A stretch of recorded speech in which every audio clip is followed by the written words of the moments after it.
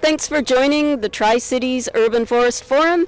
This is the second forum that has been put on by Burke Mountain Naturalists, Protect Coquitlam's Urban Forest, and Wondrous Tree Fellowship.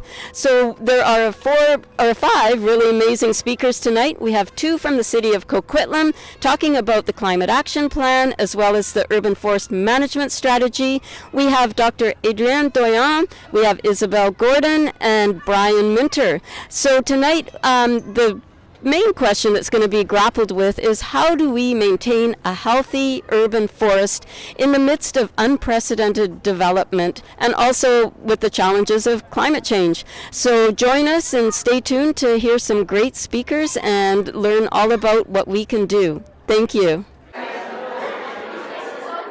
Okay, good evening, everyone. Welcome to the second Tri-Cities Urban Forest Forum, and I just have to say how wonderful it is to once again see a whole room full of people who are ready to listen, learn, and share information about the urban forest. So a huge thank you to everybody for being here tonight. I also want to start by acknowledging that we are on the traditional, ancestral, and unceded territories of Coquitlam First Nation. So we thank the Coquitlam people who continue to live on the lands and to care for the lands and the waters and all that lies above and below. And we also want to acknowledge that Coquitlam have been good stewards of these lands for many millennia. And our hope is that these urban forest forums can in some way continue that good stewardship as far as the urban forest is concerned. So trees are really a cornerstone to a healthy community. And I think a healthy urban forest provides us with so many benefits. It helps to mitigate the effects of our changing climate. We get so many valuable ecosystem services. And it's also really critical to both our physical as well as our mental health. And I think we really saw that a couple of times, both during the heat dome and during the height of the pandemic. Where did we all head to? We all went into the urban forest. We all headed for the trees. So it's a very important component of a healthy community. And I think the health of our regional urban forests right now are facing a couple of really critical challenges. So we're looking not only at a changing climate, but also at unprecedented levels of development. And I think public awareness and engagement will really be key in ensuring that we can maintain a healthy urban forest both now and into the future. So the Tri-Cities Urban Forest Forum really provides us with this valuable and I think a very unique opportunity.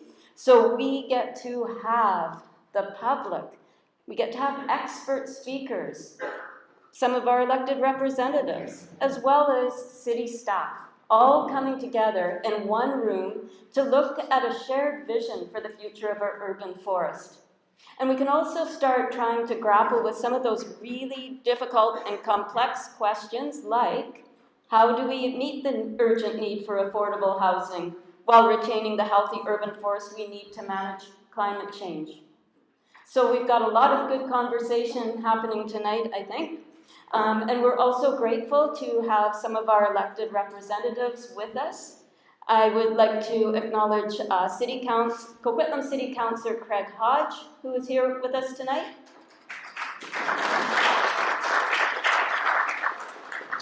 And also City Councillor from Coquitlam, Rob Mazzarola. And if I missed anybody else, please just put up your hand. So we will carry on with some regrets. So we had a lot of people that wanted to be here tonight as far as elected representatives, but it's really like herding cats, trying to get them all into one room at the same time. Everybody's so busy. So we did have regrets from Coquitlam councillors Dennis Marsden and Steve Kim.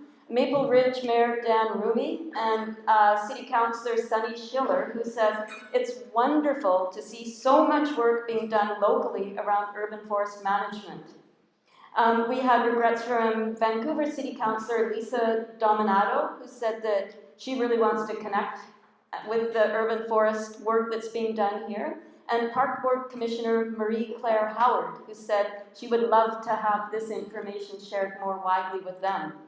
MLA Rick Lumack says, as a steadfast supporter of climate change action and preserving our natural environment, the subjects that this forum will cover are of great interest, and he is sincerely thankful for the invitation. Unfortunately, all of our MLAs are in Victoria and unable to attend, but he sends his regrets and best wishes for the forum. We also have a note from MLA Finn Donnelly, who says thanks to Wondrous Tree Fellowship, Burke Mountain Naturalists, and Protect Coquitlam's Urban Forest for organizing the evening's forum, and he's also in Victoria. He just had a couple of notes. He said, as my friend Elaine Golds pointed out some years ago, you don't have to be a tree hugger to appreciate trees. So that stuck with him, Elaine, after all these years. Said trees not only improve our sense of well-being, but they also enhance the quality of the air we breathe. 1 hectare of forested land will absorb all the carbon dioxide a car will produce in 40,000 kilometers of travel. That is why it's so important that you are discussing tonight how to meet the urgent need for affordable housing while retaining a healthy urban forest. Trees are needed more now than ever to help manage the effects of climate change, and I hope you find tonight's discussion inspiring and informative. And we also received regrets from MLA Mike Farnworth. So we're really excited also to have city staff from across a number of municipalities. So thank you for joining us tonight if you're city staff. I'd also like to thank Tri-Cities Community Television for filming tonight's forum, and it allows us to reach out to a wider audience. Now, we have a full agenda tonight, so we have 5 wonderful speakers, and for the sake of time, we're just going to ask, is that City Councillor Rob Mazzarolo causing trouble already up there? There's always got to be one. Okay. So we do have 5 really, really great speakers tonight. And so I think for the sake of time management, I know there's going to be tons of great questions and discussion, but if we could ask you just to hold those questions. We're going to hear from all of our presenters first. And once they've had a chance to present their material, then we will have a chance for questions, I promise. So we're just going to start right off with our first presenter tonight, and that is Erin Gorby. So Erin is the Urban Forestry and Park Services Manager at the City of Coquitlam. She's been working in the area of urban forestry for close to 20 years and has seen many changes in the way we speak about and value our urban forests. Erin will be giving a very brief introduction to the urban forest management strategy that the City of Coquitlam is currently developing. So please join me in welcoming Erin.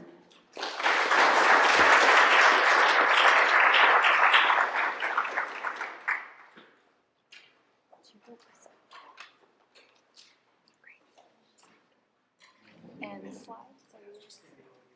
Okay, great. Thanks so much, Nancy. Good evening, everyone. As Nancy mentioned, I'm Erin Gorby, Urban Forestry and Park Services Manager with the City of Coquitlam.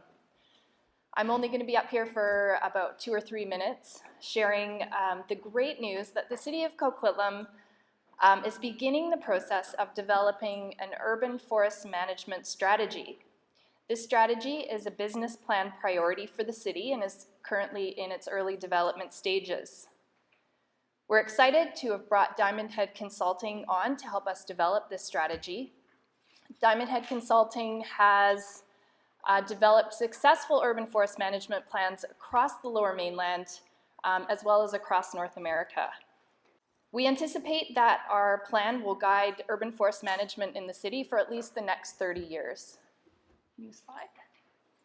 This strategy is intended to be truly interdepartmental and will be aligned with and support other important plans and strategies in Coquitlam, including our climate action plan, which is also currently in development, and which you'll hear all about right after I finish speaking from Karin.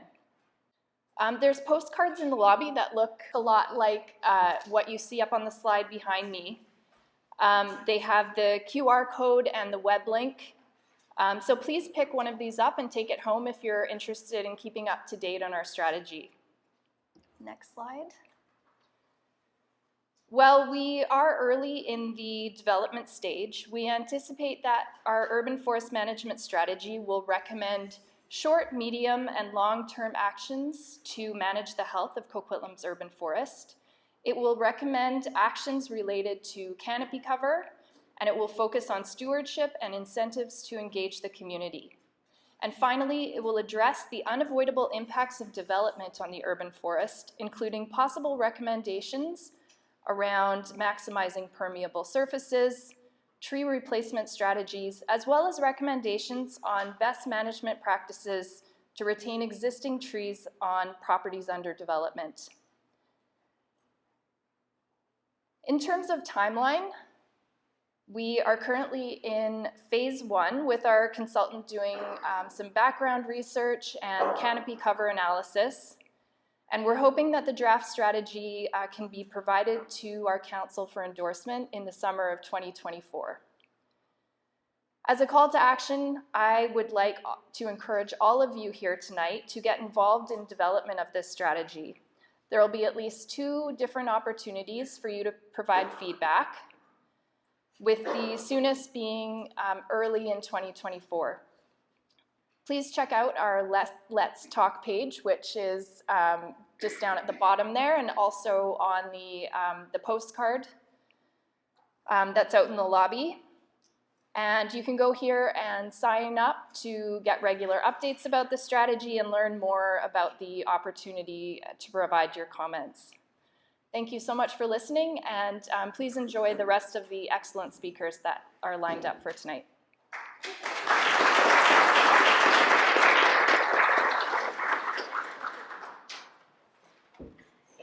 Okay, so thank you so much, Erin, for that overview. We know that developing a robust urban forest management strategy is really key to ensuring that communities enjoy the benefits of trees, both now as well into the future. So we really do thank you for sharing that information and encourage everybody to stay engaged and to provide input and feedback. And there will be more to come soon. So we also know that a healthy urban forest will help us to manage the effects of climate change. So our next speaker is Karin Johnson. And Karin is the Sustainability Project Specialist for the City of Coquitlam. She's been working on community sustainability and environmental management for close to 15 years and is passionate about building connections and supporting community climate action to tackle the climate crisis and help build long-term resilience. So Karin will be giving a brief presentation on the climate action plan that the City of Coquitlam is currently working on.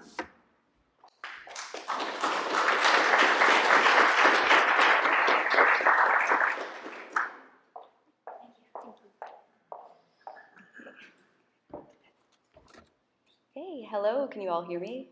Okay, I haven't used a microphone in years and this feels weird.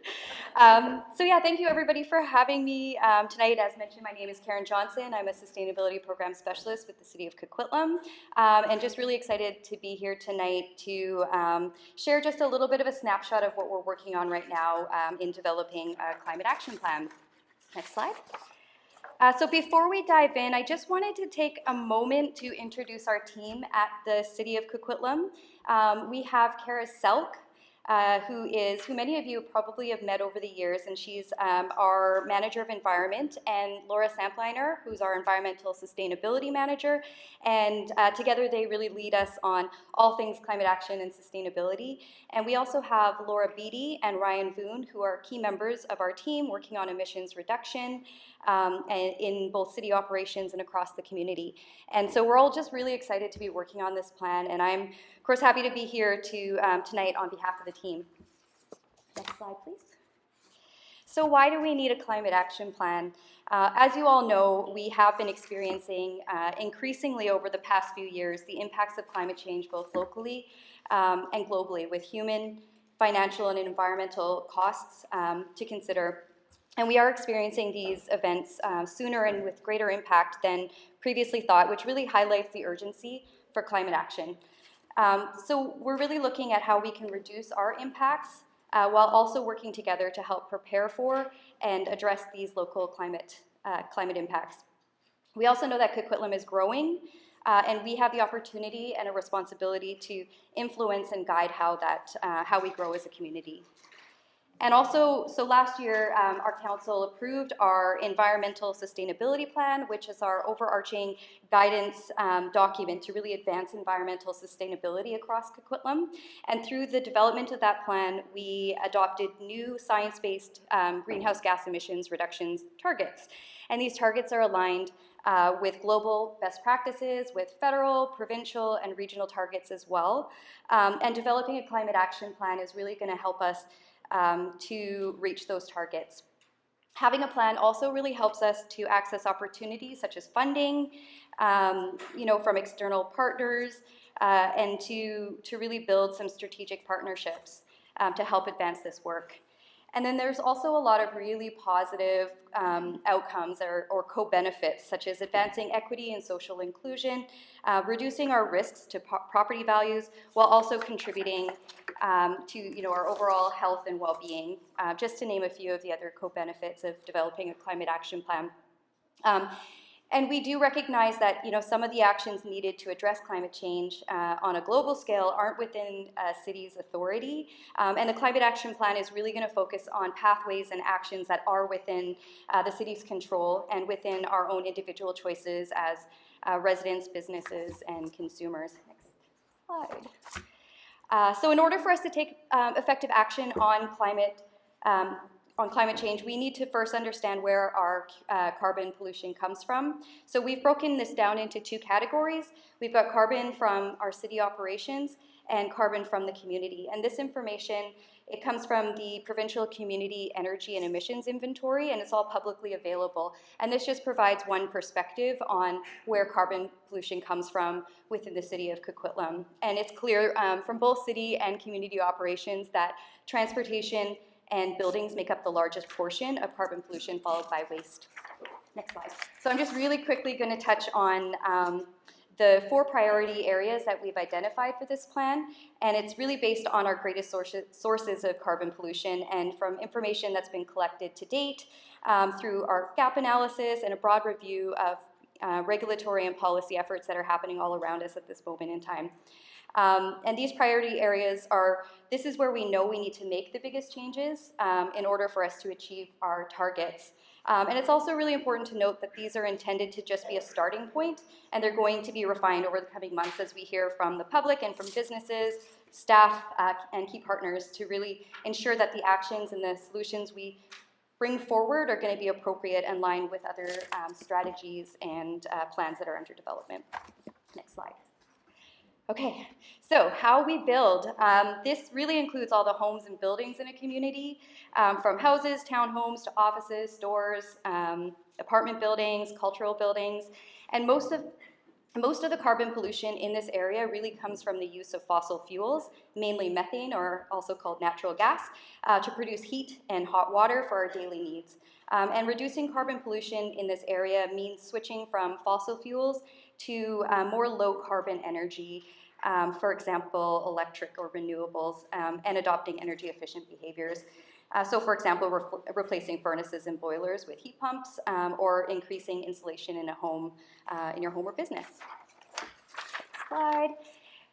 The next area is how we move, and this includes all the ways that we get around, from walking, rolling, cycling, through to public transportation, single occupancy vehicles, buses, and trucks. And most of the carbon pollution from how we get around also comes from the combustion of fossil fuels, but in this case, gasoline and diesel. So reducing carbon pollution in this area means switching away from fossil fuel burning vehicles to zero emission vehicles and other forms of active transportation. And that's going to really have a positive impact. Next slide. How we consume. So this is all of the stuff in our lives. This is the products we buy and the waste that comes from it. And so it's really important to note here that our consumption choices are impactful on a global scale, and a lot of the products that we use come from overseas. And of course, that's not captured in that data that I showed on the earlier slide, but it is really important for this conversation as well. So most carbon pollution in this area that we actually have data for Coquitlam, comes from the collection and disposal of waste in landfills. And so reducing carbon pollution in this area means making sure that goods and materials are produced and reused in a circular manner and reduce and avoid waste. And then finally, on our next slide, this is how we steward, and it includes ecosystems and green spaces within our community, including parks, forests, streams, urban green spaces, and how we protect and enhance them. So not only do these natural systems support biodiversity and provide important ecosystem services like cleaning our air and water, they also provide important opportunities to store and sequester carbon that can help us reach our GHG reduction targets. And so it's important for us to steward this land well, prioritizing conservation and restoration efforts such as tree planting, and our tree canopy can help to reduce high heat temperatures in urban areas, and green infrastructure like natural foreshore areas can help filter rainwater and reduce overland flooding. So my last slide here, this is where everybody comes in. We really want to hear from you. Right now we are in our community engagement phase of this project. We have a survey online that's going to be open until November 19th. And we're also going to be popping up all around City of Coquitlam for the next couple of weeks, trying to talk to people, getting out, having conversations with a lot of key groups and with the general public. And then from here, we'll be drafting the plan that builds on the foundations of our environmental sustainability plan, and is going to outline the pathways for reducing carbon emissions while also preparing for the impacts of climate change. And we just really wanted to highlight how important it is to have these conversations and to get your feedback, because it really helps us to better understand what challenges you face in reducing carbon pollution and what really motivates you to take action on climate change. And this is all going to really help to contribute to more meaningful actions that reflect your needs and priorities. And then more specifically, your feedback will be reflected in a What We Heard report that will go to council, and as well as being reflected in the specific actions that staff will be able to put together for this climate action plan. And I think that's it. That's all. Thank you.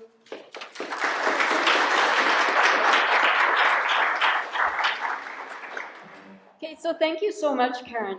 I think a climate action plan is like a framework document to help guide a municipality how they can both mitigate and adapt to a changing climate. And as Karin mentioned, green infrastructure in our urban forest is definitely part of that plan. So thanks again for both of our presenters from the City of Coquitlam. It's wonderful to have you both here.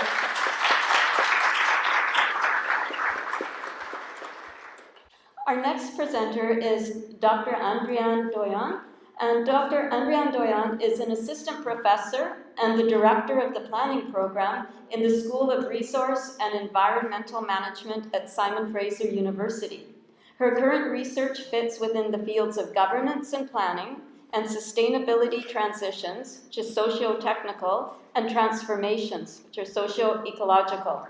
So she explores systems and methods that enable or are barriers to change, and seeks to advance planning, equity, and climate change responses through her work. She's currently working on research projects related to planning for extreme heat, exploring alternative approaches to planning for sea level rise and flooding, and nature-based solutions and infrastructure in rural and Indigenous communities. So please join me in welcoming Andréanne.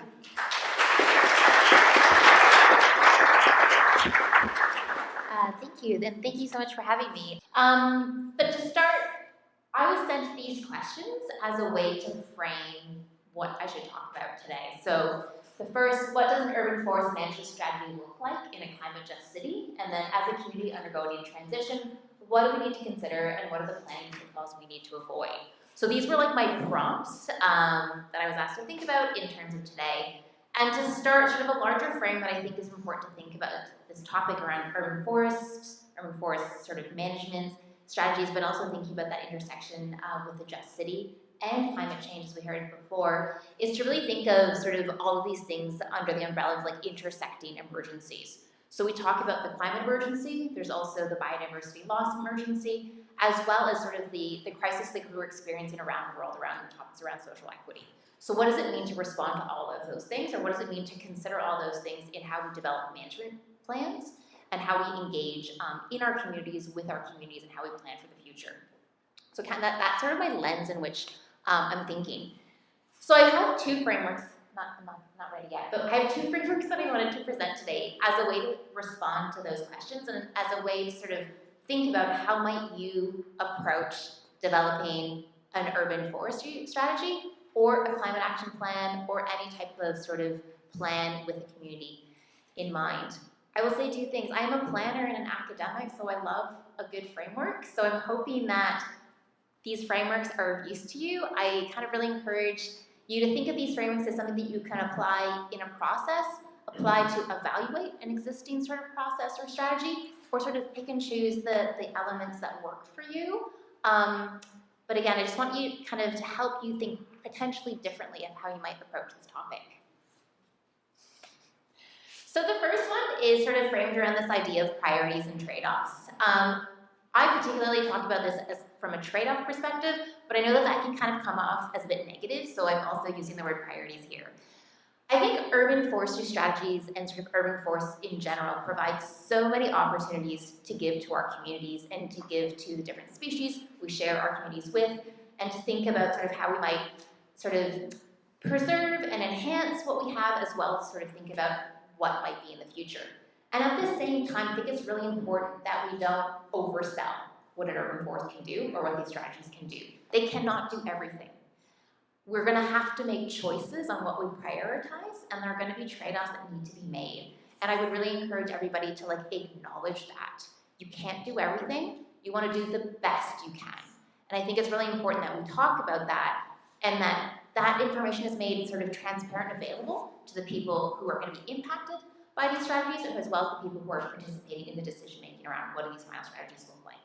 So I've got 5 trade-offs here, and I'm gonna go through each one and sort of give you some idea of what I mean by that, but how, again, they might make some decisions or make some priorities as you're moving forward in, again, developing something like an urban forestry strategy, but it can be other things as well. These trade-offs, I would argue, can be used in a variety of environmental sort of domains. So again, we're here to talk about forests, but you could do the same thing with sea level rise or green infrastructure, stormwater management, or other types of things. But again, here we're talking about forests. The first one is temporal or time, and Erin brought that up sort of in the overview of the fact that sort of Coquitlam's plan is to have sort of short, medium, and long-term sort of interventions and sort of components of the strategy. But it is really important that you think about what is your goal? Like, what are you trying to do? Are you trying to address something right now or into the future? Because you're going to sort of make different choices. If we're thinking long-term, we're gonna have to think about a changing climate and choosing species that are gonna be able to withstand the changes that we're experiencing.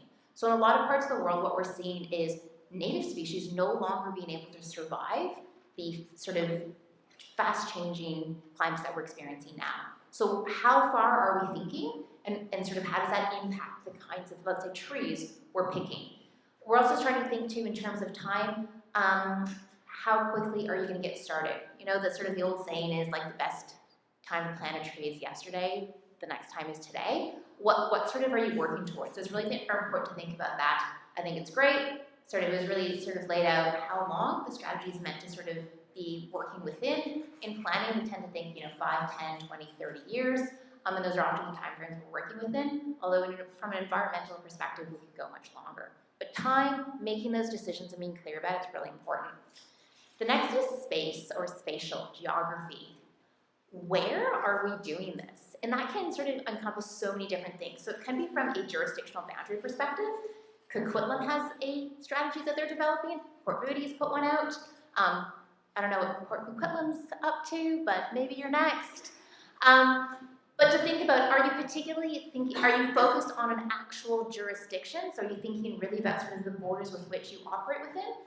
I would argue when it comes to a forest strategy, that might not be the most appropriate way to think about things, but that might be the constraint that you live within. So the importance, I think, of communication and working across borders is going to be really important as well. You're also going to be thinking about spatial dimensions within a city. Where are there existing forests or tree cover canopy, and where are there not?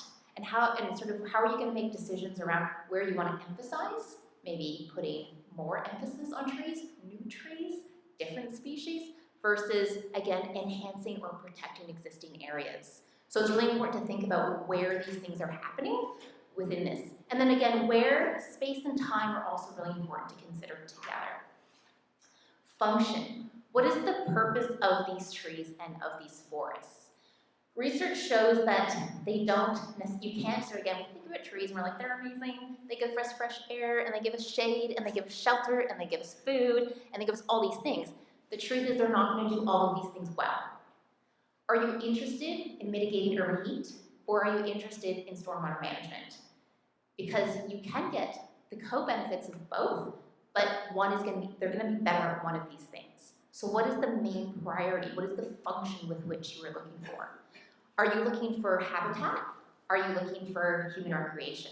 Are you looking for clean air? Or are you looking for something else? You've got to name these things. You've got to really talk about what it is you're doing. Why do you care about trees? Why do you care about urban forests? What functions are you getting out of them? What do you want to get out of them? What do we want more of? Social equity is also really important, and it connects to all the other ones. Who's accessing and benefiting the services from these trees and these forests? And a lot of places, wealthier neighborhoods and wealthier people get more benefit because they tend to have more trees, are closer to trees, have more tree cover canopy, and are closer to parks. Lower socioeconomic neighborhoods and people have much less access to all those things. During the 2021 heat dome, the hottest neighborhoods in the city of Vancouver were also the lowest socioeconomic neighborhoods. So again, we need to think about who is benefiting from these processes, but also who gets to participate in these processes. There's this really famous scholar out of the US named Julian Eggman, and one of the things he says a lot is, do the people making decisions look like the people they're making decisions for? And I think it's really important, and he talks about this from an environmental justice perspective, which is completely appropriate here to think about that. So who gets to participate in these processes, and who are we privileging in these processes? Are there people who aren't in this room today that should be? And what's a way to reach out to them and make sure that they're part of these processes and that we're hearing from them? And then species diversity. A lot of times when we think about urban trees and urban forestry, we tend to think about us, but we are not the only species and entities to live in cities. So is it about us or is it not about us? Who are we privileging? Who are we prioritizing? And by the who, is it humans? Is it non-humans? Which species are we wanting to invite into our spaces? Which species already live here? How are we acknowledging that, and how are we supporting biodiversity? Because again, if we think about it from an intersecting crisis perspective, it's biodiversity loss, climate change, and social equity. So we can't ignore the fact that we share our cities with other species. And those species, birds, certain mammals, insects, but other entities like water, rivers, lakes, and things like that. And they also need and depend on trees, but again, differently than we do. There's different benefits. Some people don't like trees in their neighborhood because they have leaves. And at this time of the year, there's a lot of leaves on the ground. And they don't want this. But there are different species who would really benefit from that. Also, fun fact, a lot of species actually, higher biodiversity isn't correlated to trees, but actually more to shrubs. So if you want more animals and insects in your cities, think about some shrubs. But also let the leaves alone, don't touch them. Because a lot of other species really appreciate them for habitat and protection. So again, it's really important that you think about what are the trade-offs, what are your priorities, and who are you privileging in these processes. And I really want you to think about who from that big perspective, who in terms of species and entities, who in terms of people, who in terms of thinking temporally. Are we thinking future generations, or are we thinking ourselves? Are we thinking spatially? Are we thinking just between the borders of where you live, just within your neighborhood, your backyard? Or are you thinking about the greater good? Are you thinking about the larger public interest? Planners love to talk about the public interest and the fact that there are multiple public interests, but we love this idea, right? We're all focused on collective action and well-being. And how does that fit into the way that we think about trees and urban forests? But where does that stop? How do we think about that? Our first speakers, we're talking about the challenge between climate change being both local and global, same with biodiversity, same with equity. We need to be thinking about these things. So this is my first framework, trade-offs. Second framework. So the second framework is sort of more directly connected to sort of one of the prompts I was given around sort of a just city. So here I'm proposing or introducing ways to think about this is through 5 forms of justice. So different ways to think about, to define, and to evaluate justice and how that might help us think differently, think bigger about how we're engaging in these processes and what might a more equitable urban forest strategy look like. So 5 forms of justice. What you'll see, there's a lot of connection or a lot of crossover to my trade-off framework. It's kind of on purpose. Here we're just gonna really lean into the justice component to those trade-offs and to thinking about these different things. So the first one is distributive, so we call it distributive justice. The easiest way to think about it is from a geographic perspective. Again, who gets access to these things? So in a lot of urban forest strategies, tree cover canopy goals are sort of part of it, like what are existing tree cover canopies and how to increase them.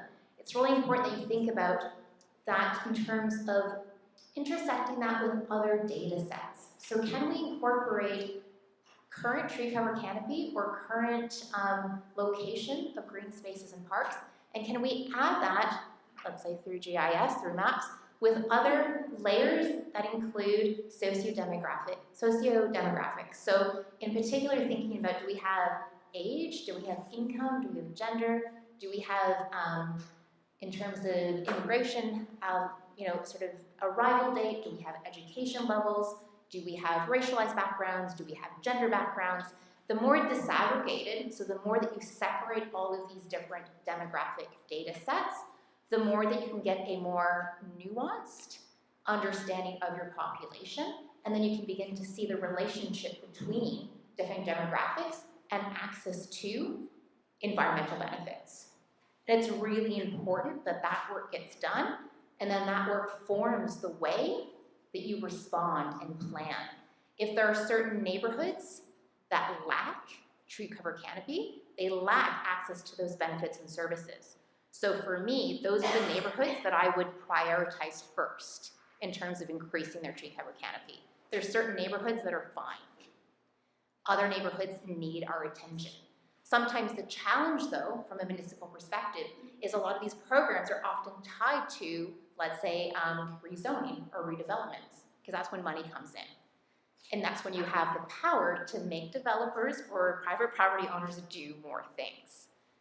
However, I would encourage everyone to think about taking that money and putting it somewhere else, somewhere that needs it more. If we're thinking about densifying Coquitlam, how are you doing that alongside maintaining or enhancing existing tree cover canopy? How do you make sure that the people living in apartments have access to green spaces, and for those green spaces to be sort of nuanced and offer lots of opportunities? Procedural is about participation and process. So being able to participate in the decision-making process, but also for the information to be accessible. And the information being accessible can be that it's publicly available, it's on a website, but it also means that it's in a language that people can understand. People can only make decisions if they understand the topic.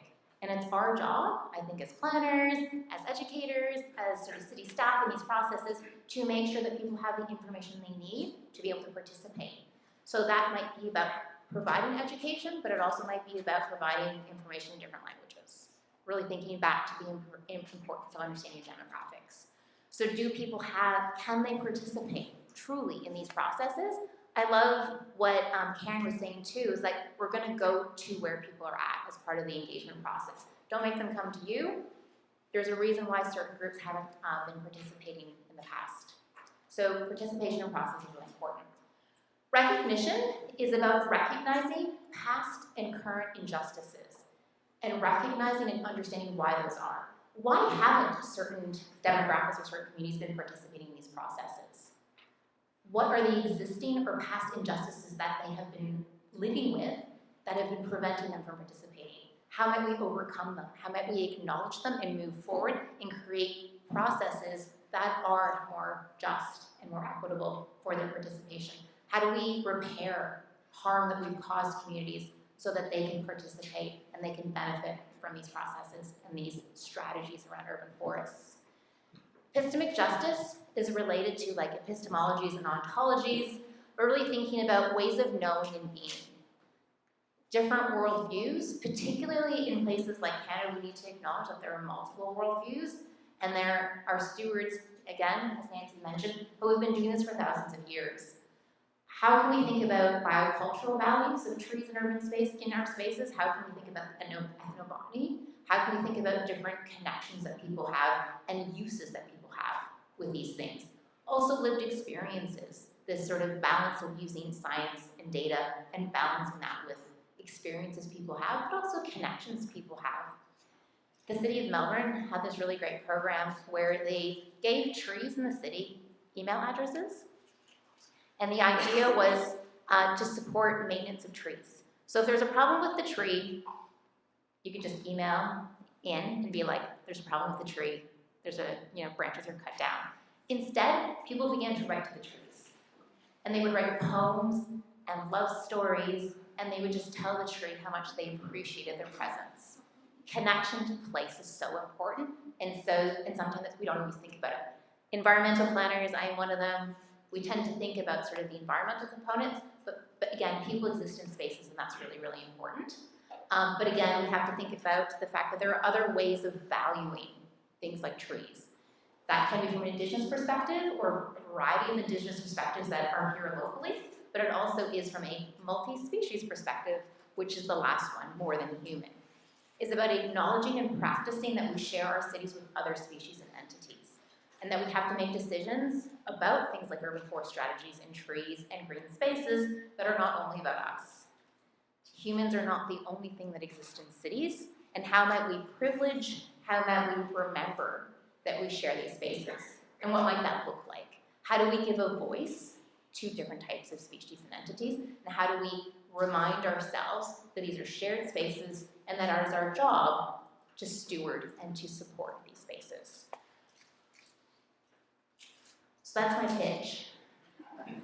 You can't do everything, so you're gonna have to make some tough decisions, and while you're making those decisions, please do so with centering justice in those processes, in those decision-making, in your research, in your engagement.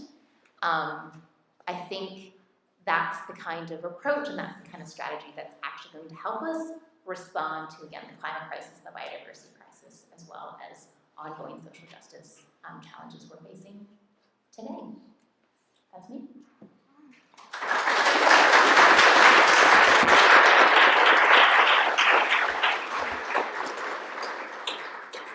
So thank you so much, Andréanne. I think you bring like a whole new perspective to this, because you're talking about priorities and trade-offs, and then you're also looking at this through an environmental justice and an equity lens, which I think are things that are fairly new to some of the ways we make decisions, and also not just within the human species, but with all the other species that we share the planet with. So thank you so much for your presentation. It's really expanding, I think, for all of us. So our next presenter is Isabel Jordan. And Isabel is a passionate believer in the need to transform government finance through a sustainability lens. So we're going to see another perspective here. For the past 9 years, she has served as the Director of Financial Services for the District of West Vancouver, where she helped create an environmental levy and completed an inventory of the district's natural assets. So the levy and inventory have raised awareness of natural asset benefits and of the need to protect and enhance these assets. Amongst her many accomplishments, she is a founding board member of the Natural Assets Initiative, which is dedicated to changing the way natural assets are integrated into decision-making, helping to guide local governments in identifying, valuing, and accounting for natural assets. Now, Isabel isn't in the room with us tonight, but we did pre-record an interview with her, and thanks to Grayson's formidable technical capabilities here, we'd like to share it with you now. So if you'd like to put that up. Thank you. Hey, so Isabel Gordon, thank you so much for joining us tonight. As Director of Financial Services for the District of West Vancouver, we're really grateful for your willingness to share with us some of your expertise on municipal natural asset valuation and management. Thank you, Nancy. I'm really delighted to be here. I have spent quite a few years now trying to encourage various organizations and people, including municipalities particularly, which is where I'm focused, to understand natural assets, to begin to value them and to integrate them into their asset management plans. So I'm happy to share with all of you anything that will be helpful.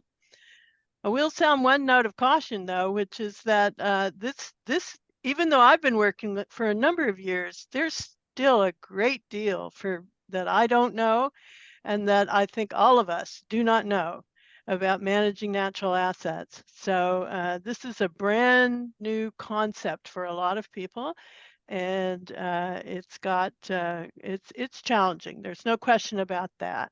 Probably the best place for us to start is just right at the very beginning. And if you could tell us what natural asset management is, and also, I think just as importantly, tell us how it differs from traditional municipal asset management.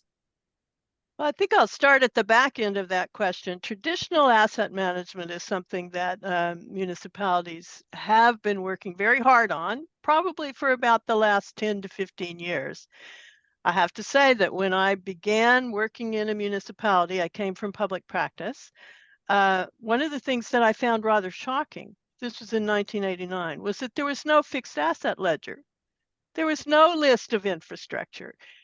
Municipalities were being very casual about how they were recording their fixed assets, and the auditors of municipalities were being very casual about how they audited them. Until the Public Sector Accounting Board came along and said, this is not good enough, and they issued direction, which we are required to follow. I think it's called Section 3150, that said, you shall make a list of your physical assets, and you shall make values, and you shall record them properly. And we all scrambled around like crazy to get these lists together. And, you know, we sort of twisted our heads up to try and think how we were going to do roads and so on, and how we were going to value them. But we got something down. And once we had that list, that's when asset management really took off.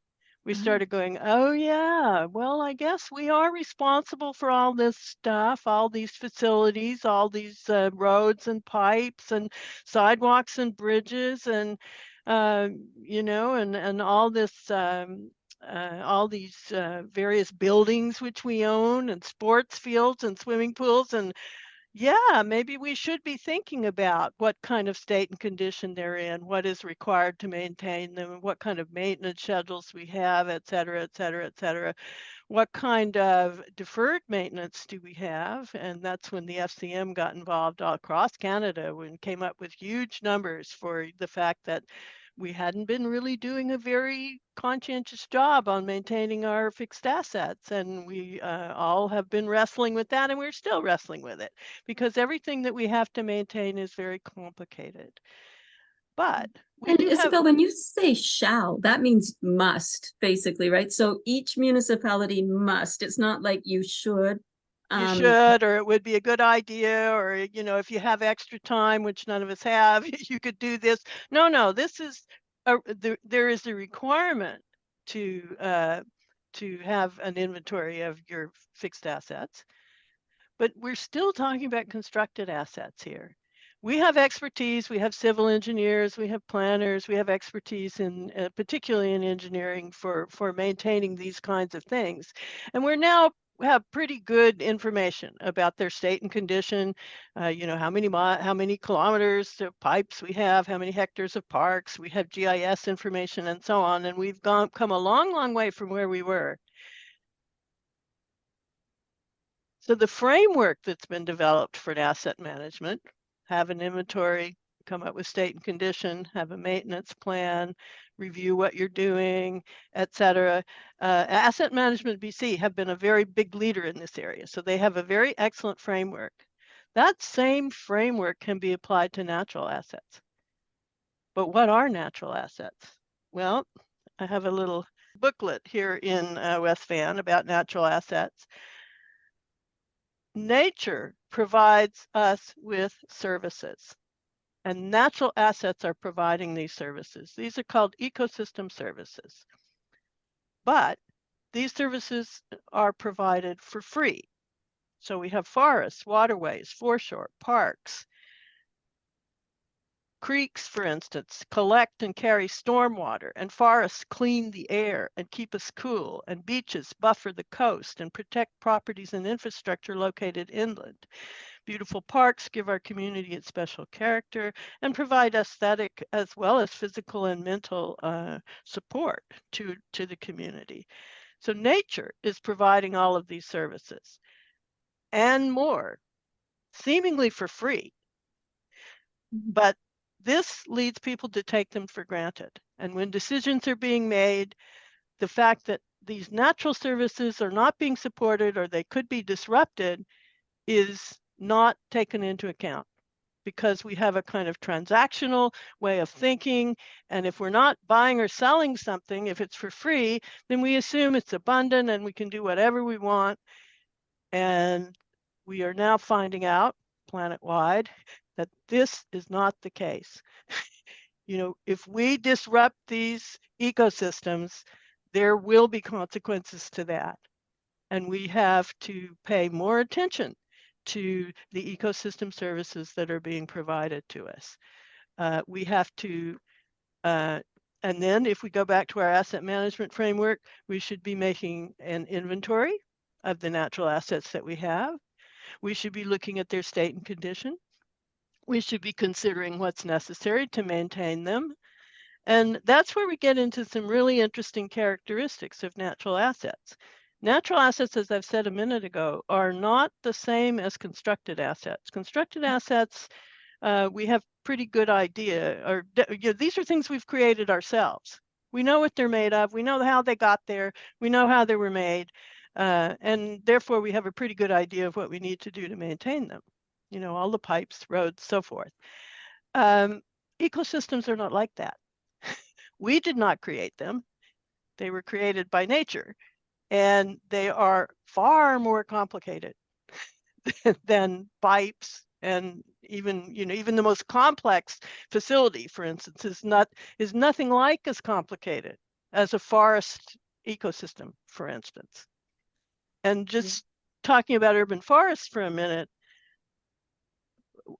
the urban forest management plans I've seen, and even the one here in West Van, we have a lot of talk about number of trees. How many trees do we have? Types of trees, different types of trees. You know, some are considered to be more valuable than others.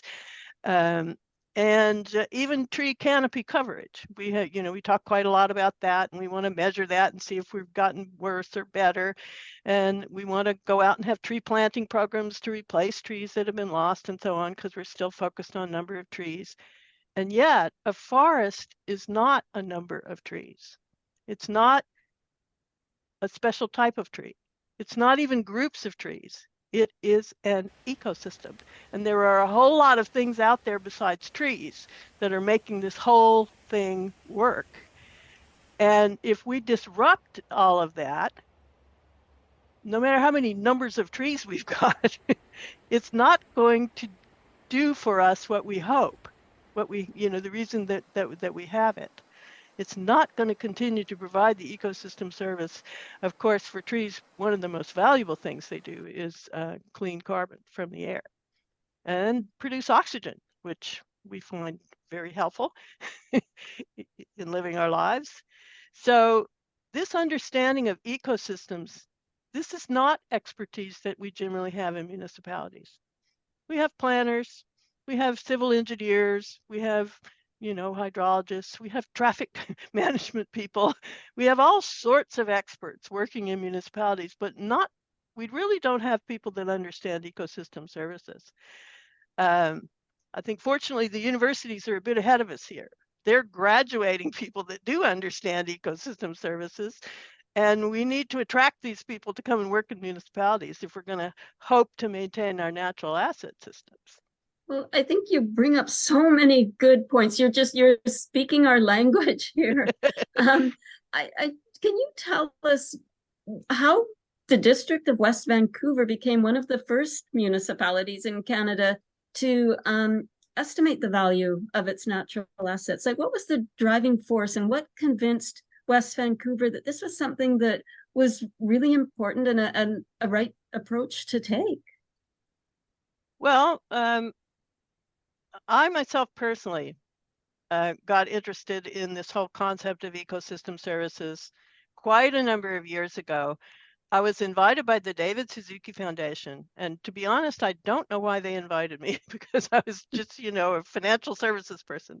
But I was, I had talked with various people about, concerns that I had about climate change and so forth. Anyway, they invited me to a seminar where we talked about ecosystem services and natural assets.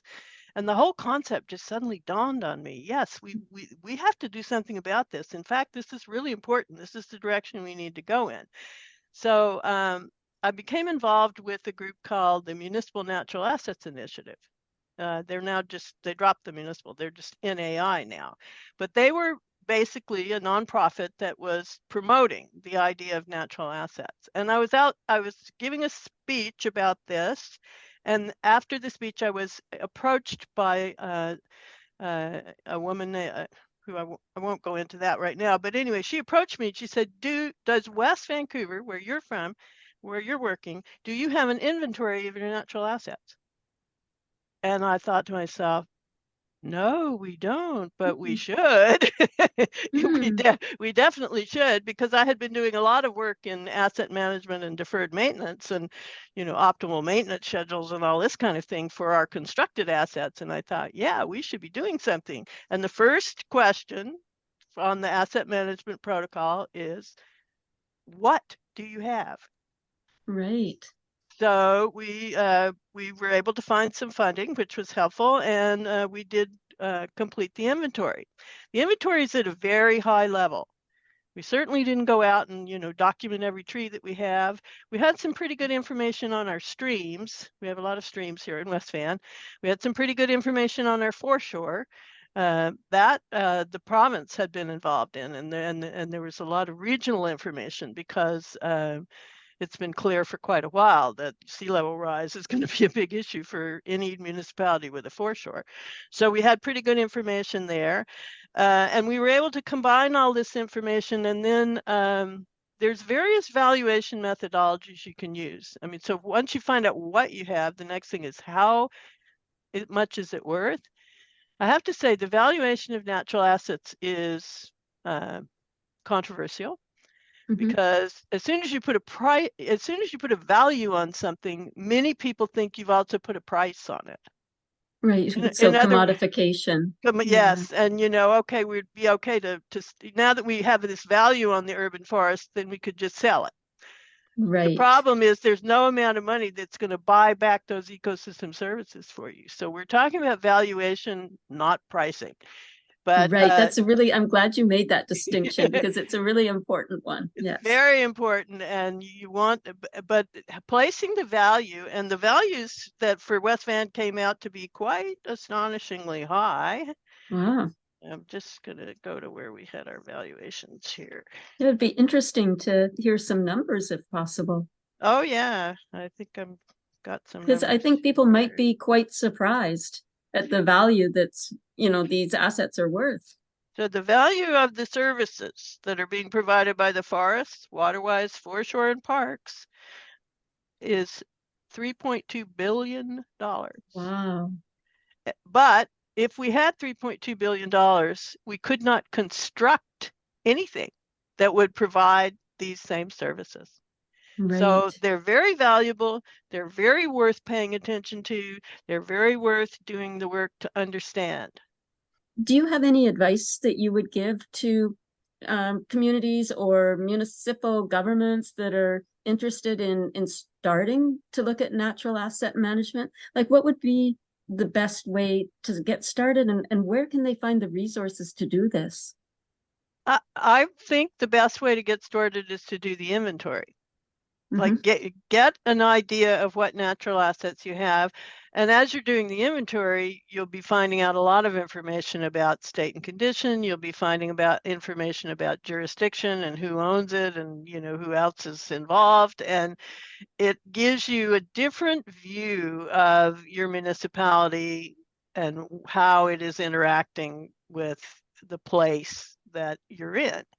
So Right. I think that is very, very important. You know, and you'll realize, for instance, if you go along your foreshore, well, okay, there's the ocean out there.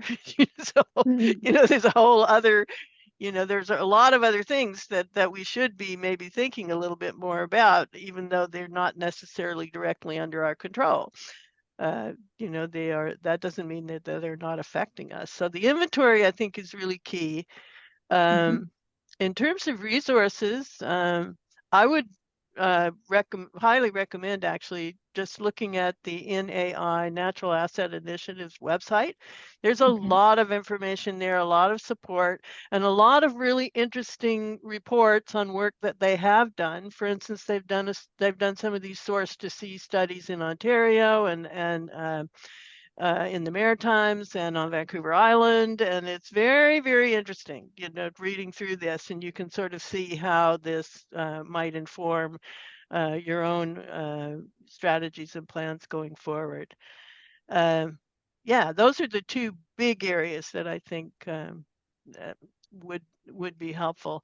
They also had some information there on inventory. So yeah, I mean, the inventory doesn't have to be super, super detailed. Right. Even just getting a high level idea is helpful. And a lot of the information already exists probably in most municipal systems because we have many, many layers of GIS and so on. Right. Uh, You'd have to be dealing with putting pipes through and all that stuff in the past. yeah, So there would yeah, be a lot of knowledge there. there would Yes. be but it's not necessarily sort of aggregated in this Right. way. So it can be a really worthwhile. In fact, it is a really worthwhile exercise, and I always encourage everyone to do an inventory. Very recently, the regional districts parks decided they would do an inventory, and I'm going, yay! Yes. Good news.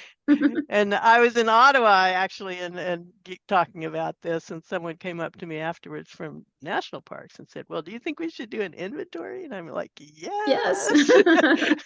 See what you've started. Yes. And I'm like, but I have to say, I was a little bit shocked. You mean the You don't national already have one? government doesn't know what we have? It's just sort of there.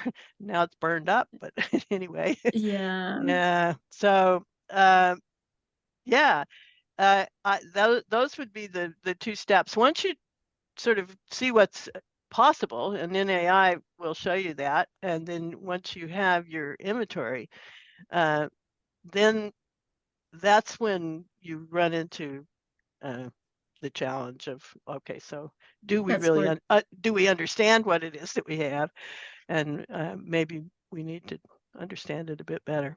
But yeah, and also it working regionally to gradually, help, yeah, right? So yes, because you say things don't stop at borders, so it's important to have that regional cooperation and to be on the same page with natural assets management across municipalities. which really would be wonderful because yeah, natural assets cross boundaries. Mm-hmm. And you know, it's sort of this tragedy of the commons, which is if it's across all these boundaries, well, then no one's really responsible for it, are they? So, Right. you Okay. know, Yes. so So so double-edged sword double there. it, yes. Yes. Yeah. So thinking in terms of ecosystems, watersheds, you know, Right. bigger areas is very important. Well, Isabel, I just want to say thank you so much for sharing your insights and all your experience. We often think, as you mentioned, of infrastructure assets as being those things that we've constructed as humans, but fail to maybe consider the natural assets which can be used instead of using costly and sometimes environmentally damaging infrastructure to do exactly the same job. So you've given us really a lot to think about tonight. And so I want to thank you again for joining us. Thank you. It's a pleasure to be here. Thank you. So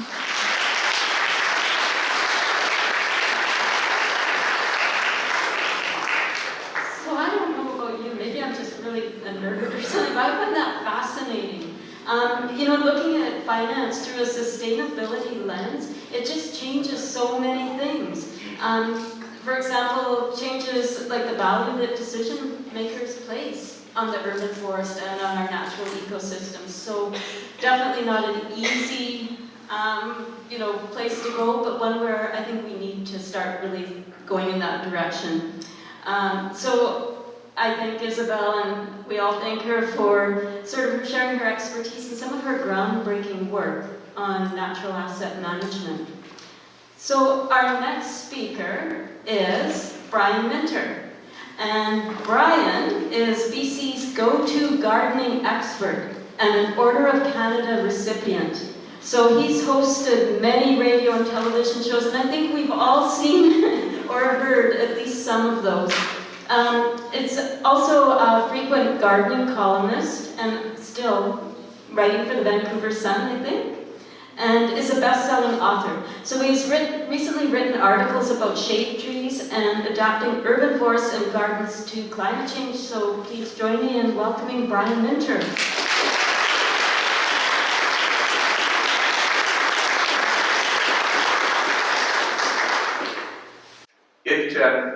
Climate change was talked a little bit about.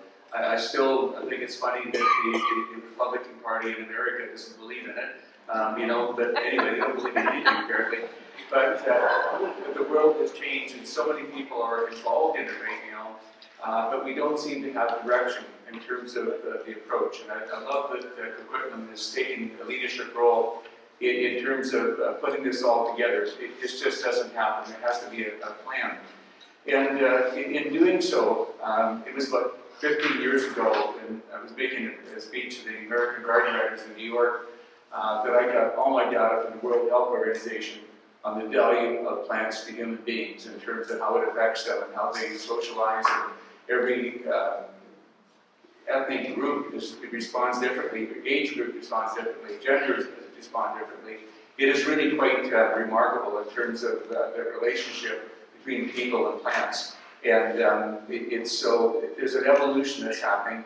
And I'm really thankful we have a new generation of millennials who are very much involved about, you know, in nature, concerned about it. And our generation didn't do such a good job, but things are changing for the positive. They really are.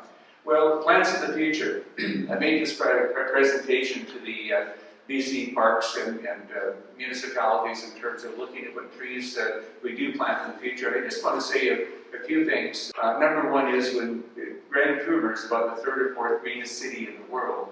The winner of the greenest city in the world was in India this year, just so you know that. And but we have a long way to go. When we had the Green City Conference in Vancouver, the interesting thing was I got to interview a lot of people around the world who were here in terms of you know, what trees are we looking at in the future. And Jeremy Burroughs from England, he was very much a leading edge in this, and I said, so Jeremy, tell us what plants. And he said, Ryan, we don't have them yet. We don't even know what they are. But let me tell you, teams of people are going around the world to the absolute worst conditions for drought and heat and trying to find plants that they can, you know, genetically work with to bring back to look at the future of the world and where they're going. So this is not a slam dunk by any means. And I will say that I worked with Nancy Bewley from Smith Nurseries, She's a garden driver like I am, and I talked to her a lot. They are instrumental in America in developing the new and better trees of tomorrow. The pest tolerance, the disease tolerance, the drought tolerance, the cold tolerance, and so on. There's a lot of work going on, but it's an individual nursery, mostly in America, with a lot of the doctors who are in our industry looking at that. So there is a little bit of progress. But the one thing I wanted to mention to all of us, when Canada says we're going to plant 2 billion trees, we don't have those trees. The nursery industry worldwide doesn't have those trees. There's a shortage of trees worldwide. Pakistan, by the way, is going to plant 12 billion trees. That's their goal. So just in comparison. But the inventory of trees we can plant is virtually non-existent. There are so little plants. COVID did a lot of that. There are so many nurseries sold out when they had a chance to, sell some trees, and they haven't replaced them. So just so we're going to plant all these trees in Coquitlam, we better start planting now if we're going to plant them in 5 or 6 years, because they're just, not available. So anyway, can we start here, which is very important. So the lifespan of trees is very important. The average tree in Vancouver and Seattle lives about 8 years. That's the average lifespan of trees. So we're talking about changing the environment with the new number of trees. We better do something about that. Toronto, by the way, is 4 years to give you some, relative figure in terms of that. And the environmental challenges, the trees today, you just don't, get a tree and plant it. Will it stand up in the coldest winters? The Society of BC Landscape Architects and the UBC School of Architecture invited a lady from Britain to give a talk. She's working on a 15th century estate, 4,000 acres, basically runs it by herself. And she said that what's happening right now, he said our rainfall in Britain is much different. And our temperatures, haven't fluctuated overall when you look at the mean temperatures. But she said the problem is we're getting that intense heat collectively together, that intense rain collectively together, and the cold. She said they were minus 20 Celsius in this area where they're working in Britain with this estate, and they were 37, 38 degrees in terms of heat. So these are the effects that we have when we're looking at putting trees in. It's no longer, nothing is the normal anymore in terms of how we do that, which is important. And they talked about supply, but the big thing is diversity. We see people in many of our wonderful cities who are planting trees right now. They're planting the same types of trees because there's no where they're going to find diversity.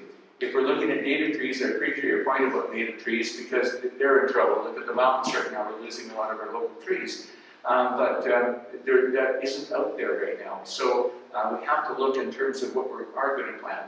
What is it going to be available, and will it tolerate the extremes that we seem to be hitting on a larger basis over here? But diversity is absolutely important. We'll show you just a few of those things. And the other thing, I love your point about it's not just about trees.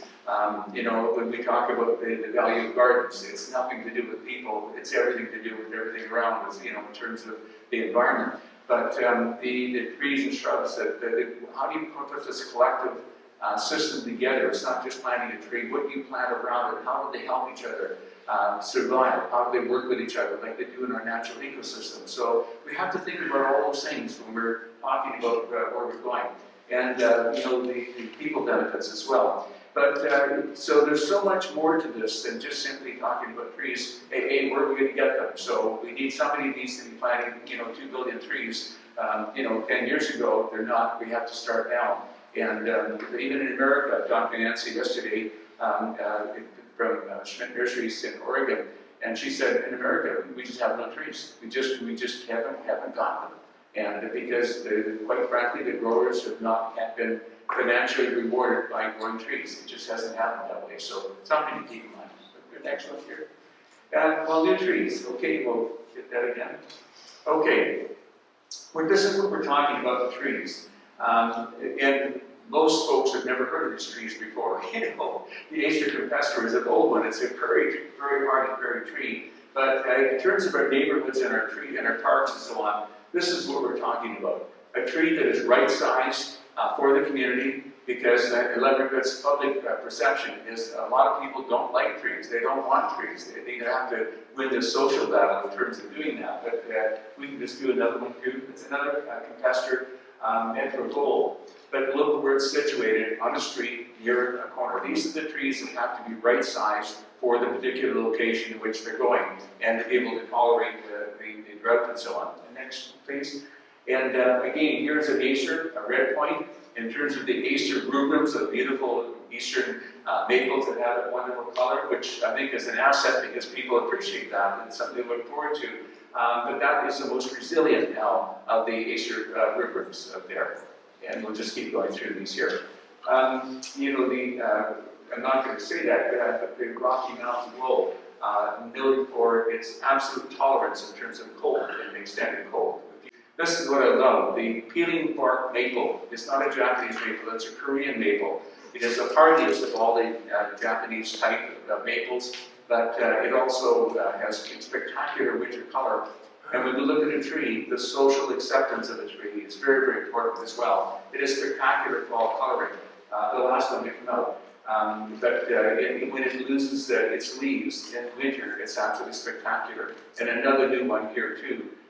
In terms of copper rocket. A lot of cities now are beginning to plant these, and landscape architects are designing them for areas because they're the right size, have beautiful color, interesting bark in wintertime, so it becomes a public asset as opposed to people's minds. Next, please. And Armstrong Gold.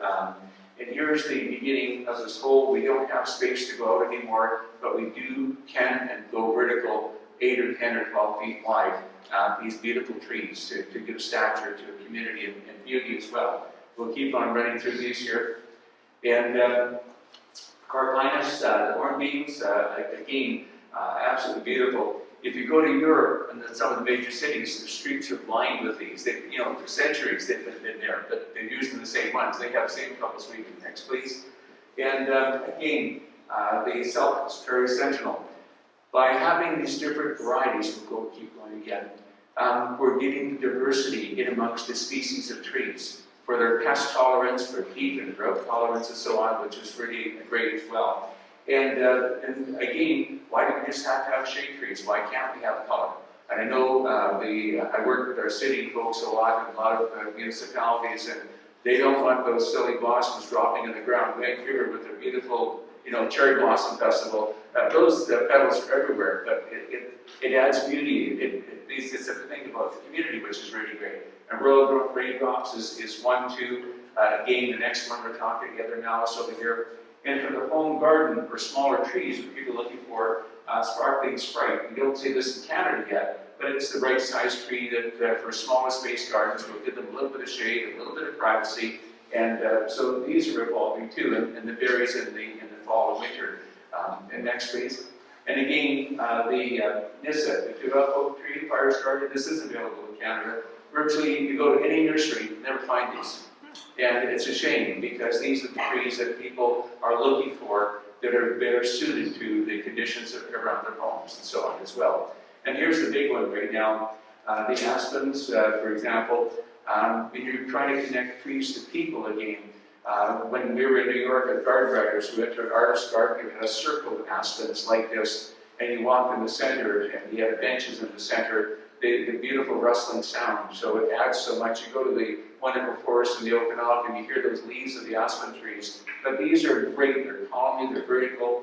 So what I'm really saying is we need diversity, but we need to make the trees people-friendly and have people who really appreciate those. We'll go again as well. And again, Zelkova, City Sprite, a new one. These are ones Nancy really gave me that she thinks are the trees of the future, better in terms of the tolerance of heat, the tolerance of insects and disease and so on. So there's a lot of things that they have to do to come up with next, please. So underplanting is exactly what you said here. We can go next year. Thank you. This is Aronia. It's a new one called Ground Hug.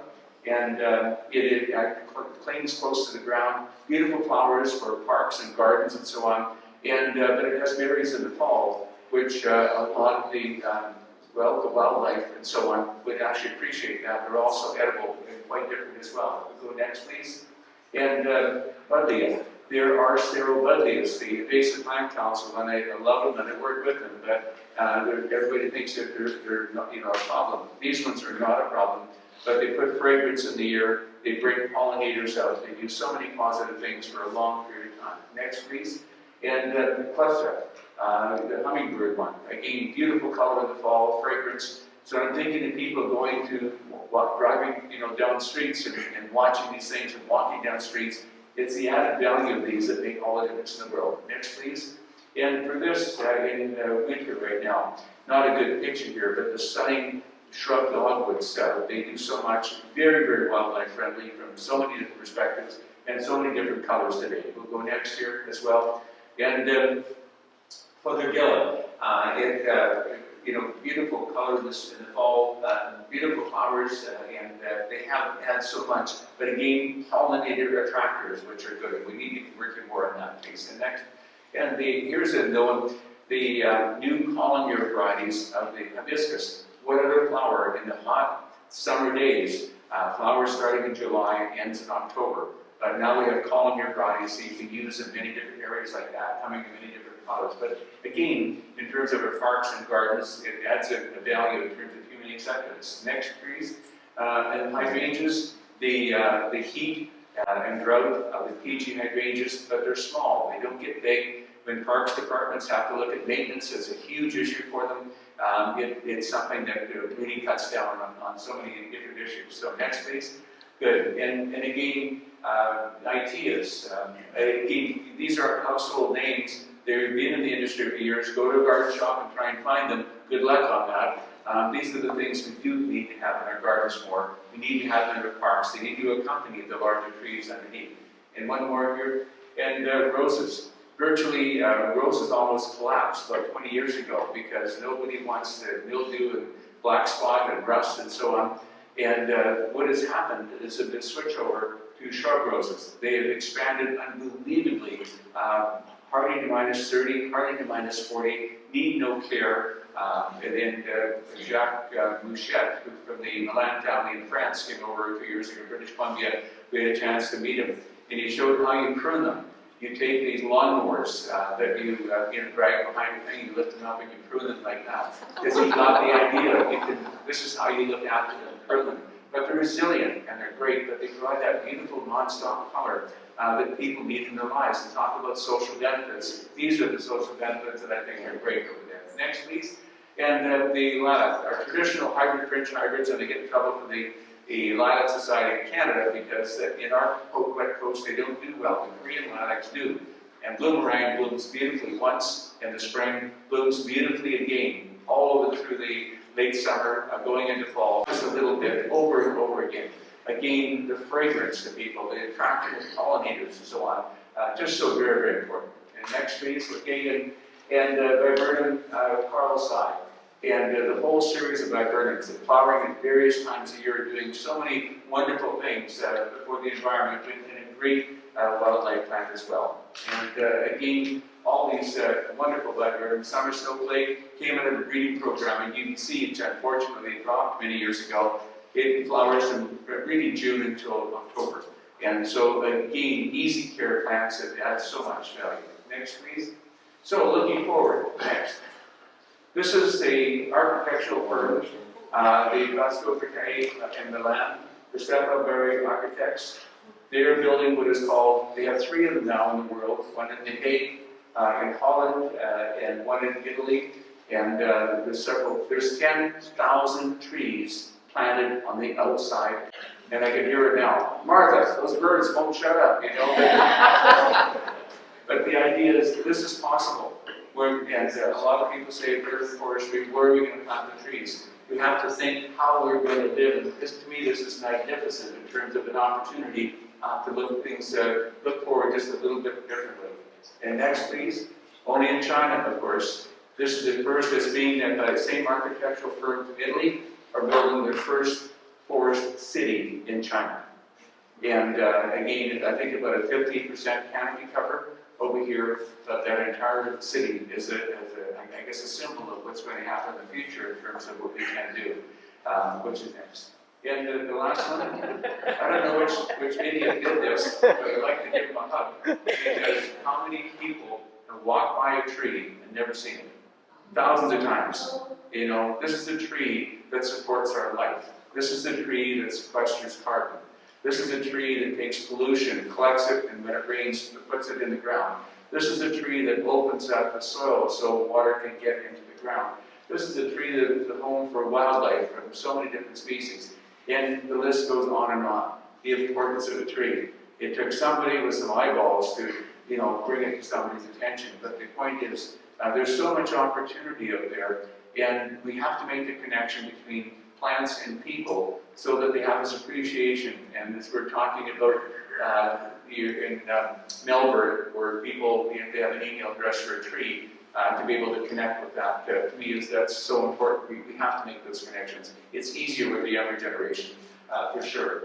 But the thing is, the reality bite is we don't have those trees. The reality bite is we have to okay, this is what we're going to do. The trees have to be sourced now, and we're going to be able to get them and grow them. And we have to make sure, and it's a whole issue of planting. When you plant a tree, I get a kick out of this, but it kills me. In our community, they do a beautiful job in hanging baskets. They water them every day. The guys are up at 4 o'clock, and the ladies as well. They do a better job, ladies, by the way. But anyway, they're watering, carrying them. And then we have new trees planted out in areas, and they have water bags on them. So my favorite thing is to go and look at those trees. They're all dead, but they have water bags on them. The hanging baskets are beautiful. And so, the ironies in terms of where our priorities are and what we have to do. So if we're going to plant a tree, it's got to be watered. In the hot summer days, that it's got to have a care of maintenance. Bags don't do it. And how you plant it is type of soil in which it's planted. And it's a whole different regime in terms of how we're going to look after those trees. Those things are absolutely critical. It's disgusting that a tree, when the average lifespan of a tree in Vancouver would be 8 years. And it's nobody's fault, it's just what happens right now. And when you see, we have a hot summer, trees dying in our parks and so on, that's a social responsibility, I think, that we have to, get people to become very much a part of. It's so very important. So it's not just, having a plan of what we have to do, it's public acceptance of what we have to do, public, I guess, that caring, that connection, in terms of being able to be part of this whole process. And that's why I love what you're doing in terms of getting the folks in the community involved. And it's so good that you're all here tonight.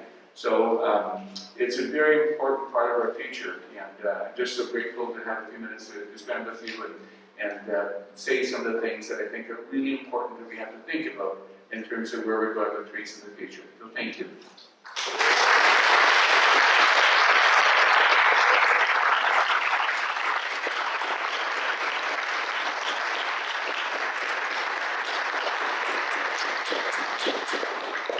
Thank you so much, Brian Minter, for not only introducing us to a whole diverse world of trees and plants, but not only telling us, what to plant, but where we can plant them. Like, who knew? The whole sides of buildings and towns in China now, it's like really, really interesting sort of direction to go in. And also the importance of making the connection between people and trees and how we really need to be working on that as well. So we have about 20 minutes or so for questions. So if I could ask the speakers, if you could just please come down to the front, and then we're going to have a little bit of time for questions. If we have any questions or comments from our elected representatives that are here tonight, if you wanted to make a comment or ask a question, please go ahead and do that. And also, if you could just say whether it's an open question or if you wanted to direct it towards anyone on the panel. Would you like to come down and speak, Craig? Sorry. City Councillor Craig Hutch from Coquitlam. I think I just got appointed, so that's good. Just before we get into the question, I just want to thank everybody for being here today, and certainly for the interest and the advocacy that many of you do. I look out here now and I see a lot of familiar faces from environment committees and review committees and some of the committees that I've served on.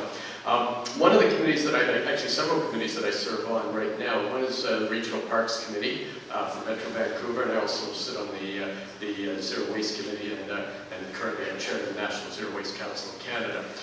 So certainly I was very interested in the presentations that the committee gave, and I think one of my takeaways is you can't do everything. And that's really tough for elected officials because we do want to try to do everything. It is about balance, providing housing, and at the same time making sure that we protect the natural assets that we have here, and certainly the things that we value, and the reason that many of us chose to move and live here. And so it is a challenge, and it is trying to do that balance.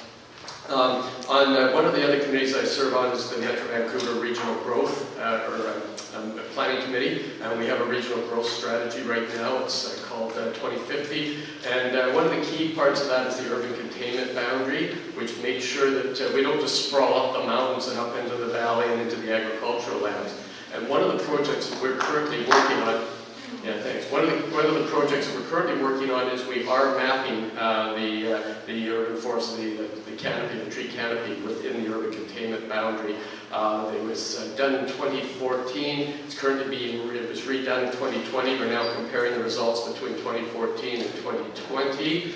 And our plan now is to go forward and bring a strategy forward. We're looking to try to increase the canopy. It's currently at 32%. And our plan for 2050 is to get it up to 40%, but it starts with getting the data, getting the mapping, and so that's something that's taking place. So I just passed on that we're aware of it, we're working on it, and I just would be remiss just to point out that today I appreciate the staff that we have here from the City of Coquitlam. I just want to mention we also have our General Manager of Planning, Andrew Merrill is here, our General Manager of Parks, Rec and Culture is here. So at the City of Coquitlam, we're really taking this seriously. We're really interested in the work that's being done here. And I know that my fellow councillor, Robert Mazzarola, was introduced earlier. I just want to say he's been on council for 1 year, and now he's going to step on and he's going to chair our Sustainability and Environment Committee. So thanks for doing that and being here, Robert. Now, I'll pass it on to Erin.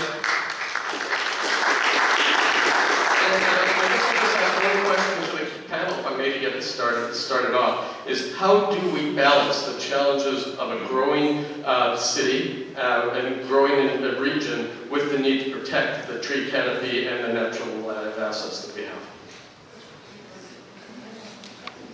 Thank you so much, Karin. That's a really tough question.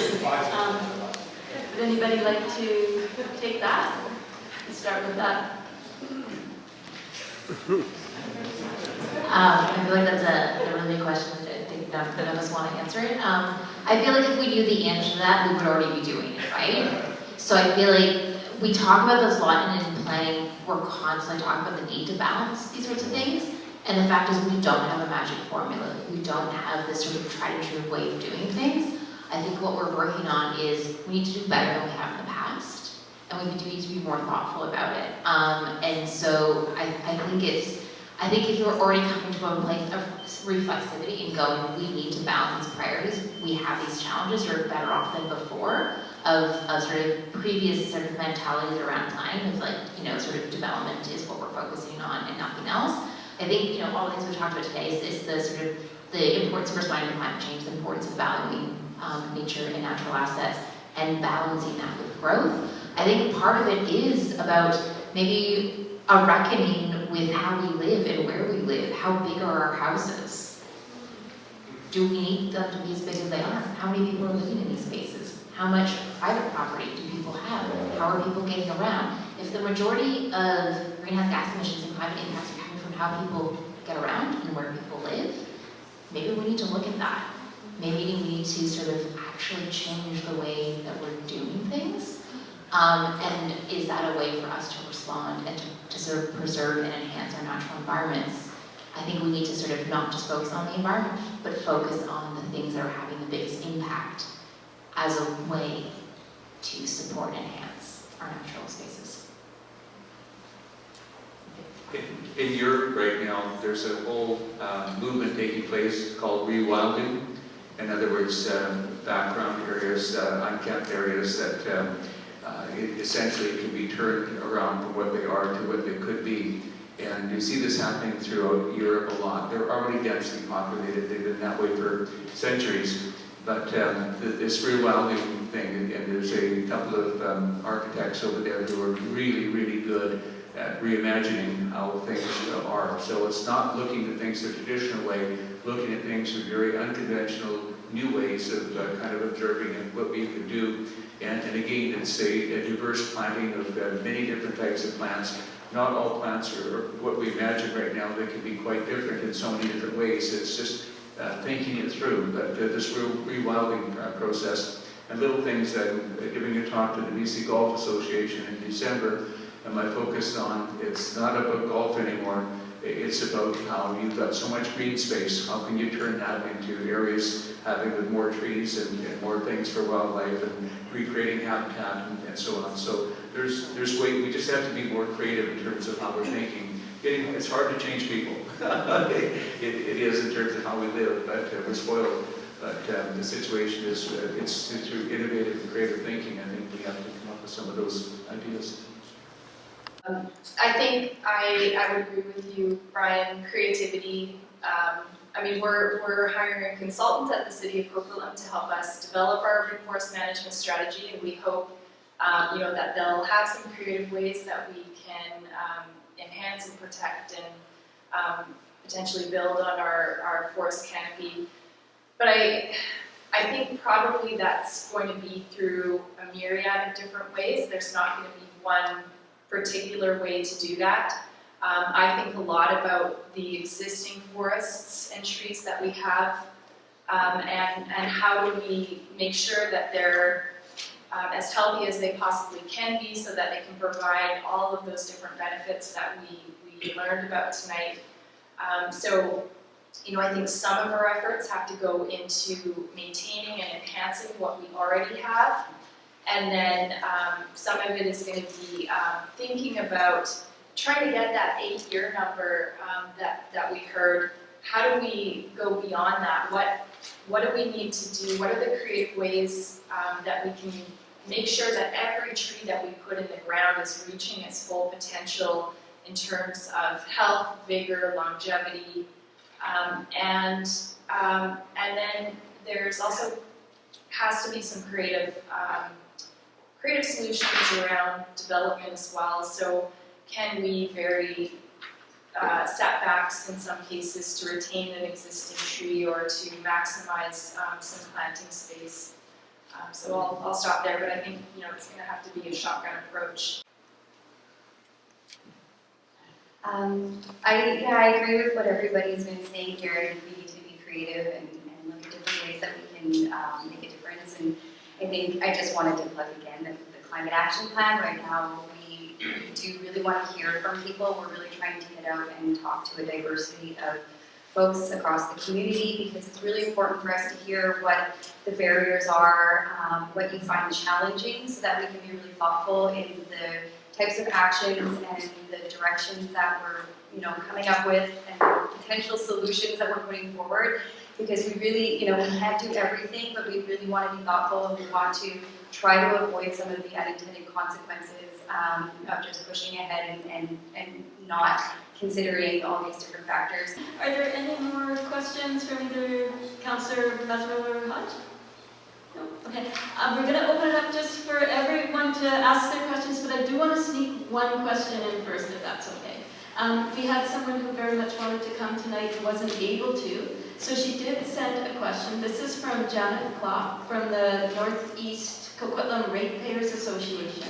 And her question is, what shrub or hedge species would be a better choice than cedar for cities and homeowners wanting to screen ugly installations or soften fencing? And she's looking for something drug resistant and fire resistant. I don't know, Brian, if that's yours or Again, sometimes looking back, Europeans, and also I'm a spokesperson for Fire Smart BC. So that for the damage that was done this year is so incredible. So we need to avoid evergreens in terms of forested areas where you have that issue. But the Europeans use beech. They've been using beech for centuries. Drought tolerant, heat tolerant, and they keep their leaves in the wintertime. They're spectacular. But and there's a fire smart plant to be able to do that. So and again, it's attractive. It has something that has consumer appeal. has to have 12 months of beauty, or that's the thing. So deciduous going. I mean, but all the and also maintenance. People want to do something, but who's going to maintain and look after things? That's the big thing right now. Is the cost of landscaping is so very high, and but those are all factors. So you don't just look at one factor, what are all the things involved. But I think the beach is still spectacular in Europe, and very narrow, and can be kept at any size. I think that would be a really good alternative. Okay, well, thank you, because that gives a whole new perspective. I always think of beaches, the magnificent beech trees up at Semequala Riverview that are huge, but to think of using them as a hedging or... Yeah, the biggest of adequate, that's used as a ceiling, yeah. Yeah. Okay, thank you. Okay, do you want... I don't think I need it. Okay. I'm also a city councilor, so used to talking lots. Thank you for being here. I feel like I'm at an Elvis concert with Ryan.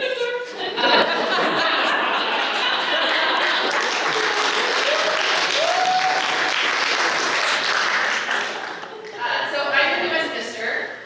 We've had an urban forest management strategy since 2016, and working really hard. We are, the size of a pocket stamp. So we don't have a lot of space in the city, and so one thing that I think we've really tried to do is apply that equity lens for the renewal of our urban canopy. But the areas that lack the most tree coverage are downtown and a neighborhood called Brow of the Hill, and those are the two neighborhoods where we see the most redevelopment happening. And so I'm wondering how to balance, that's where we've decided to prioritize the trees, and we're also noting that they might come down as development happens. And so I'm wondering your thoughts around how do we prioritize the areas that has the least amount of coverage, while trying to also prioritize the trees that will have the longest stretch maybe to reach their full potential. I've been okay. Been love down Vancouver, because you go almost to any area in there, and you've got trees lining the streets. They've got great canopy cover. It is really the third, fourth largest, greenest city in the world. So give the Parks Department a lot of credit, and the councils for being able to accommodate that. And I think the issue is, when you think of that, who would want to take those trees out for development? It's part of the character, it's part of the infrastructure of what that area is. And I think changing the mindset in terms of the security of that tree for a longer period of time, it's having areas and focusing on the areas that essentially it's not the most wealthy part of the community. You want to make them the most beautiful part of the community, and starting that change. And so again, it's choosing well. In terms of working with landscape architects who really know their stuff in terms of how that tree, what's the size of the tree. I showed you examples of street trees here that the Schmidt nurseries in Oregon are recommending and growing and developing. So it's getting the right tree, first of all, for that particular location, and not just one, but 3 or 4 different types for diversity.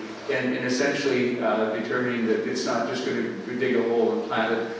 It's a whole concept in terms of the architects needed to accommodate the right soil, the right position for those trees, so that in fact everything else can get blown over in a hurricane, but these can't, because they are part of the infrastructure. So I think planning that first of all in terms of this is what it's going to look like, but we're going to build in this infrastructure of trees that are going to have 50, 100, 200 years as a resource in that particular area.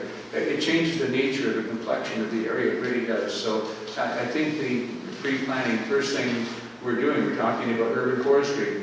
And if that's really important, then we have to reconsider what types of trees we plant in which areas, how we're going to maintain them, look after them, and the beauty that they add to that community. And then you add all the other layers of the cooling and everything else they do. But it's repositioning the importance of those trees, I think, is one of the things you just really have to think about. I would add that in addition to sort of all through the technicalities of it, planning has a role here to play too. We can think about the development of bylaws that are going to protect trees. I think the City of Victoria is doing a really great job on that. City of Victoria is really emphasizing increasing their density. And City of Victoria, sort of, again, maybe not quite as dense and small as New West, but definitely probably the already denser part of the capital region is really looking to continue to dense, but they're also looking to protect the trees at the same time. So they're using planning tools to do that. So they're not just saying architect design around, it's you have to keep this tree. And it's built into the way that these sort of neighborhood plans are being developed. And that's really, really important, right? So not just prioritizing trees, but actually creating regulations to protect those trees as well. So I think that's really important too, like what can a municipality do? And the other thing I would say, something that both Brian and I have talked about, right, is like, if it's not a tree, what else? Why are you thinking, like, is it a tree or could other types of greenery provide you with the same types of services? So while trees are great, I love trees, other things can also help support mitigating the urban heat island effect, mitigating stormwater, thinking about sort of providing habitat. So really thinking about a spectrum of urban greenery that you can incorporate alongside trees, so that where you might not have as many trees as you would like, are there other features, are there other things that can help support kind of, again, more from an ecosystem perspective in those denser neighborhoods. So it might be a green roof, not a green roof that we would use, but a green roof that would help again with habitat, but also helping to cool down that building and that neighborhood and filter water. So we might not always see it, we're going to get the benefits. So there are ways to incorporate those sorts of things into it. And then maintenance is so important. You can't just plant things and expect that they will survive. If we're not taking care of them, they're not taking care of us. So really, really emphasizing that and putting that into budgets. Budgets for maintenance of environmental features need to be much higher than they are across the board. So, prioritize it.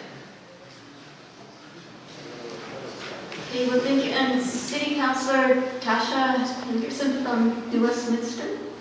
We would like to say thank you for joining us today. I don't like the clapping for my time is no more valuable than We had Erica Mashik from New West presented our last Urban Forest Forum, and she was wonderful. So we always talk about New West planting a small forest in their, or planting to plant a small forest in front of the city hall. So sometimes we look towards New West. So any other questions? Okay, yes. Nancy, okay, I was just wondering, with, I'm an Upward Moody resident, so there's a couple of areas that they've torn down all the houses, your townhouses that were there. There were lots of trees, the trees are all gone now, the periphery trees are gone.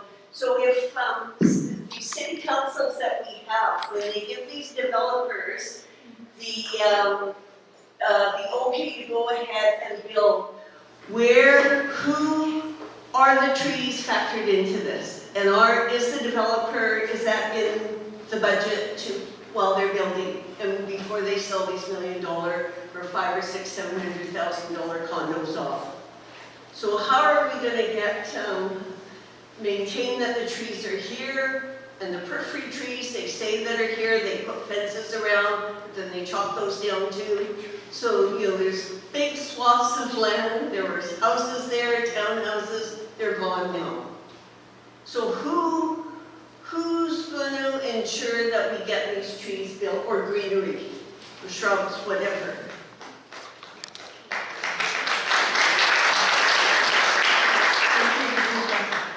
So I think one of the challenges with that question is that unless that was built in to the existing planning regulations, unless that was built in to the permits that the developer received every step of the way, no one, because they don't have to.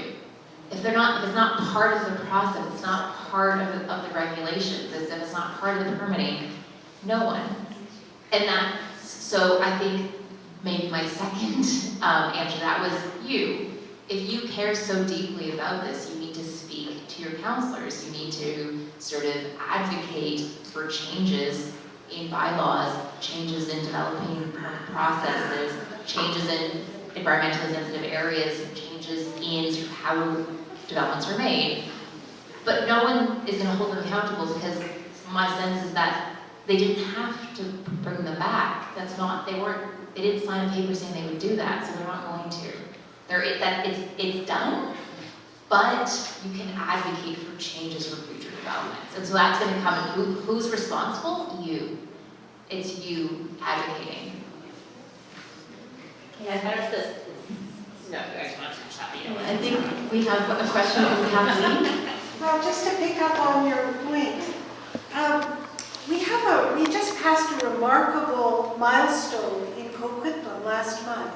It was the 30th anniversary of Mundy Park being declared an urban forest in perpetuity. And how many of you have walked in Mundy Park? Almost everybody. And how many of you know that in the early 1990s, there was a strong proposal being discussed to log Mundy Park and turn it into a municipal golf course? And what it took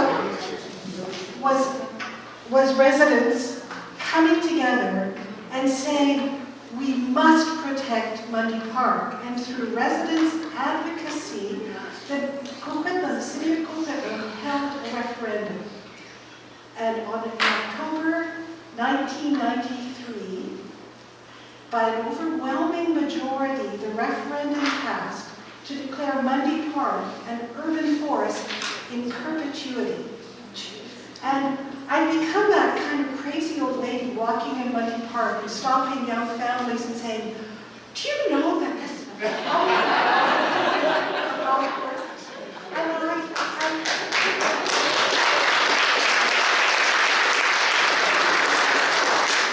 But I also think with such gratitude to the residents 30 years ago, the Elaine Golds and the city staff and the councillors who said, yeah, we've got to protect this, because once it's gone, it's gone. Our parks manager, Lenny England here, actually has written a report called The Mundy Park Story, telling this story. And one of his chapter titles is From Golf Course to Urban Forest. Another chapter heading is We Don't Know What We've Got Till It's Lost. And we are at that point, I believe, throughout Metro Vancouver and Coquitlam, there is a tremendous, true need for affordable housing for our young families, for our immigrants, for our seniors. So there's no doubt we need a lot more affordable housing. But we also have to do exactly what Professor Doyon said, is we have to have the regulations and the changes to ensure that there's permeable surfaces to plant the trees and set proper setbacks. Otherwise, we are going to lose what we have. This is an urgent moment for us citizens to educate ourselves. I have to confess, 3 years ago, I never heard of green infrastructure. I didn't know what an urban forest was. I didn't know about the importance of mature trees along our streets. So 30 years ago, residents protected a park, but now we need to protect the urban forest right in our neighborhoods. And I have this idea that when I'm long gone, that if there's any young people here, you'll be walking down Coquitlam or Coco streets and pointing to trees that are 100 years old, providing shade, and saying, you know, 30 years ago, they almost lost all of the mature trees, but citizens came together, educated, worked with city staff, developers, and architects, and found a better way of building affordable housing. So please look at the action sheet, contact us, there's various groups, and let's be the citizens that are needed now.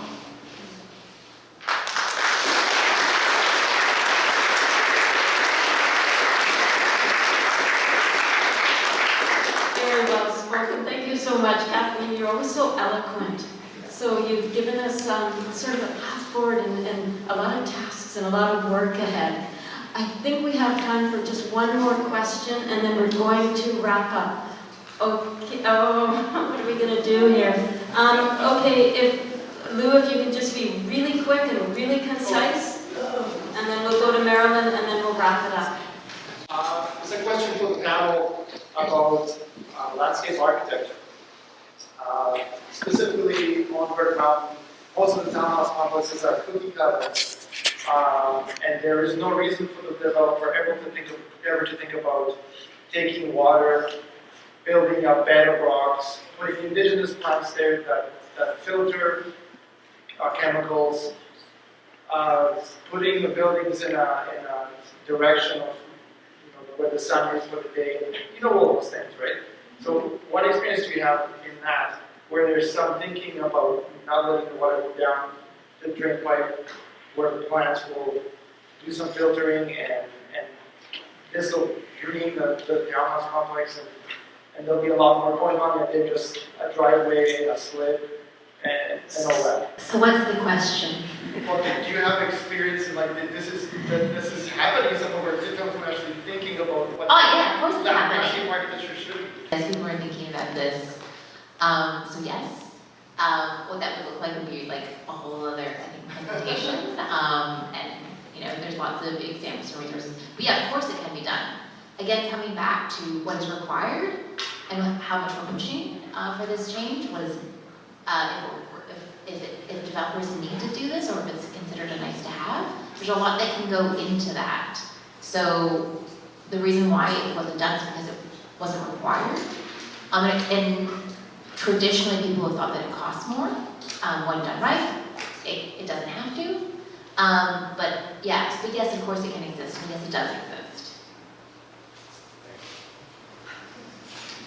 Just would like to say that part of the problem with your question is that the folks who would go to the landscape architects, if they have a budget to be able to accommodate what you're saying, it does cost quite a bit more to be able to do that. And last year they brought this young couple out of Europe in to give a talk at Robson Square to the students of landscape architecture, and that's what they did. They only took jobs that they could reuse and recycle different materials in exactly the type of thing you're talking about, with the inclusion of water, native plants, and so on. But it takes a great budget. So right now, the architects would only do what they have the budget to be able to, to ask the client for. But if a client chooses a less expensive architectural firm and says, I only want this, that's where it comes from. So it comes from the owner of the property to be able to make that judgment, because our local architects, landscape architects, there's some very outstanding ones. They're international award winners here, but it has to come from the client to make that happen. I would say it doesn't have to come from the client, it comes from the city. The city can make them do this.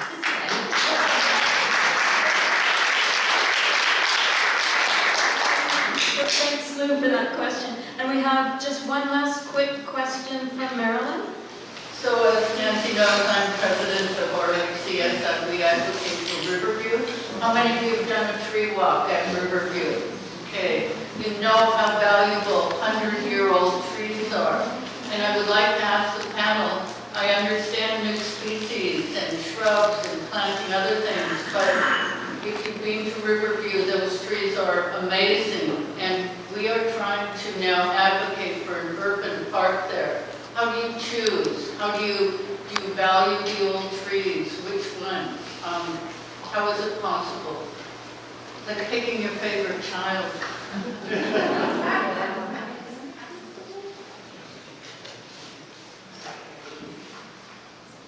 I feel like I need to understand your question a little bit more. Could you clarify further what your question is? Well, do you value old trees versus planting new ones? Or value old trees versus affordable, which there will never be affordable housing on Riverview. Sorry, in your dreams maybe. But you value trees over more condos. How do you get that across? How do you you're talking about how you find the balance Yeah. between retaining the urban forest and new developments for affordable housing. Yeah, I did an interview with our School of Architecture here, the urban forestry at BBC. And by the way, just so you know, in Canada, there was only 1 degree program in urban forestry, and that's at UBC. Of all our country, there's only 1 degree program, which is unfortunate. But what the message was loud and clear. The younger trees, it'll be many, many years before they're anywhere near the ability to sequester carbon, produce oxygen, and do all the things that are really important that larger trees do. It's the larger trees that we need to preserve. That was their clear message to me. Because it'll be a long time before the younger trees get anywhere near that state. And you're talking, 25, 50 years before they're going to be in that phase. So I think anybody in terms of urban forestry would say the same thing. Okay, well, thank you so much. I think we're going to wrap up. We're just a little bit over time here. So I would ask Lori if you could come down just before we make some closing remarks. We'd like to make some acknowledgements here. So first of all, we'd really like to say a very, very sincere thank you to all of our speakers.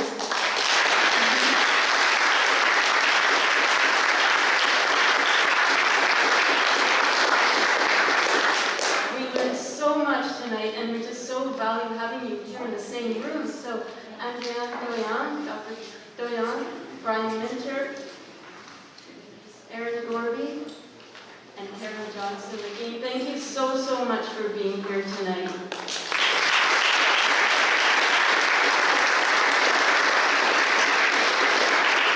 And we'll also, of course, make sure we get an envelope to Isabel Gordon, too, for her contribution. I'd like to thank Burke Naturalists for very generously sponsoring and supporting this event.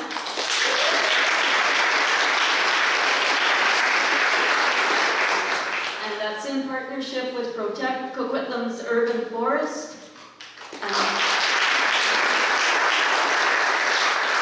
and Wondrous Tree Fellowship.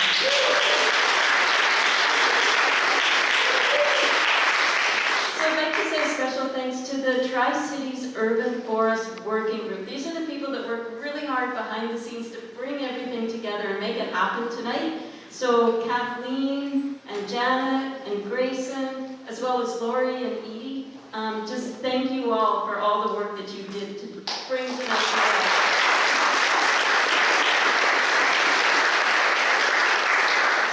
And again, Tri-Cities Community Television for documenting this and for allowing us to reach out to a wider audience. I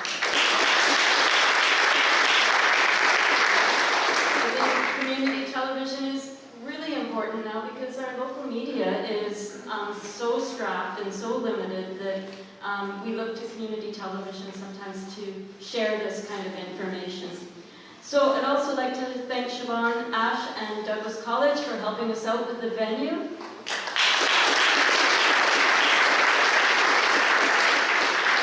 A big thanks to our elected representatives who came out tonight to be with us and to hear and listen and share. And of course to all the city staff who is here as well.